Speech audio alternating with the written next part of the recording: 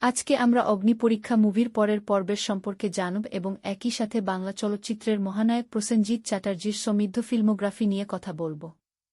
প্রসেনজিৎ চ্যাটার্জি বা আমাদের প্রিয় বুম্বাদা দীর্ঘ 4 দশকেরও বেশি সময় ধরে টলিউডের নেতৃত্ব দিয়ে আসছেন। তার বিশাল ক্যারিয়ারে তিনি 3 শতাধিক চলচ্চিত্রে অভিনয় করেছেন, যা বাংলা চলচ্চিত্রের ইতিহাসে বিরল। বাণিজ্যিক ঘরানার অ্যাকশন ও পারিবারিক মেলোড্রামা থেকে শুরু করে ঋতুপর্ণ ঘোষের মতো বিখ্যাত পরিচালকদের সমান্তরাল ধারার সিনেমা, সবখানেই তিনি নিজের অভিনয় প্রতিভার শ্রেষ্ঠত্ব প্রমাণ করেছেন। অগ্নিপরীক্ষা চলচ্চিত্রের মাধ্যমে তার যে বহুমুখী অভিনয় দক্ষতা প্রকাশ পেয়েছিল, তা আজও সিনেমা প্রেমীদের স্মৃতিতে অম্লান।